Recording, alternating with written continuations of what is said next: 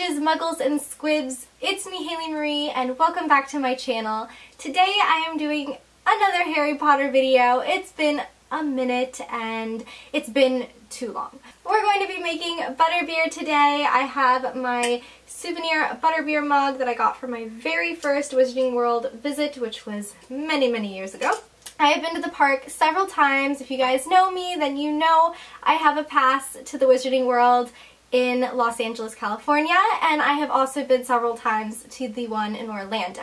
I have had butterbeer on many occasions. I've tried every type of butterbeer there is to try, except I've never made it myself. So I have a pretty good knowledge of the actual taste of butterbeer, and I am going to attempt to make my own butterbeer.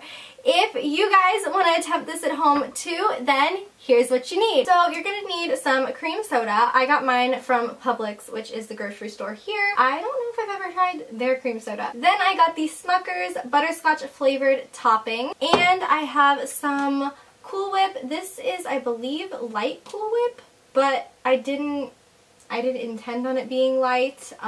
This is just what my mom had in the freezer. So I'm just gonna mix everything in my butterbeer mug. I didn't refrigerate this. I don't know what I was thinking, but we're having room temperature butterbeer, so that's great. Fun fact, if you tap the top of the bottle, it will not explode. Life hack. Oh yeah, that smells good. I'm not mad at that.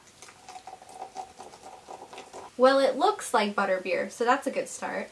And now I'm just going to pop off the top of this butterscotch, and I'm going to start off with like a spoonful like that, and I'm just going to add that in, and then I'm just going to mix it around. It looks like it's dissolving, but I can't tell because they're the same color. We're just going to roll with it. I am going to go get a bowl because we need a bowl, and I didn't think that through. So why do we need a bowl, you may ask? Because we're going to mix the Cool Whip with the butterscotch, and hopefully this works because I have no idea what I'm doing, let's be real. I am just using my knowledge of flavors and textures to get me through this. Oh yeah, that is thick. Probably could have melted that a little, but I feel like it's going to melt. So now I'm going to take some butterscotch. Whoa, okay. Now I am mixing. And is this working? I don't know. Am I giving it a shot? Yes, I am.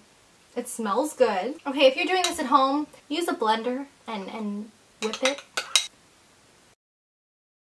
Like, I hope it stays on top. Successful so far. I might add like a little bit more cream soda to get that like fizzy look.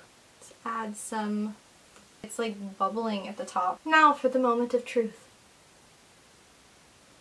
It smells like butterbeer.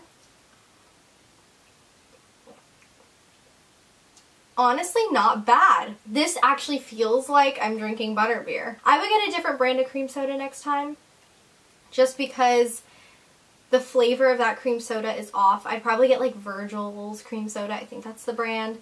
That one's really good, or like IBC or something. I don't know if you guys have seen the Flying Cauldron. They have like a butterbeer. That is not as accurate of a taste to butterbeer as this is. So I recommend making this over buying that for sure. So if you guys want to try this at home and you've never had butterbeer before, I definitely recommend it. It's actually pretty accurate. I hope you guys enjoyed this video, and I will see you guys next time, and hopefully soon with some more Harry Potter inspired videos. I love you guys, and I will see you next time. Bye!